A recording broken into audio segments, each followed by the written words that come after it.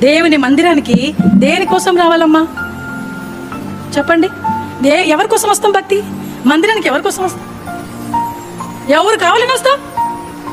ప్రభు కావాలని వస్తావు. నీ అవసరతలో, ఈ కష్టబాధలో, నీ ఆత్మీయ జీవితంలో మానసికంగా, శారీరకంగా, ఆత్మికంగా ప్రభు కొరకు సిద్ధపరచబడి శాశ్వతమైన నిత్యత్వంలో నిరంతరము ప్రభుతో ఉండడానికి ఈ యాత్ర జీవితంలో ఆ ప్రభు సహాయం కొరకై ఆయన ఇంటికి మనము వస్తున్నాం. మన కొరకు మనం రావడం లేదు, ప్రభు కోసం మనం వస్తున్నాము. ఆ రాజ్యం కొరకు వస్తున్నాము. దీనికి ఎవరి బలవంతం కావాలి నీకు?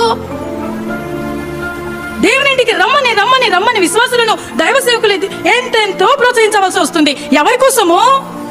సేవకుల కోసం వస్తావా మందిరానికి? ఎవరు ఏమో అనుకుంటారని వస్తావా మందిరానికి? లేకుండా మందిరానికి వెళ్ళకపోతే నాకేమైనా నష్టం కలుగుతున్న భయంతో వస్తున్నావా మందిరానికి? ఈ భక్తి ఇది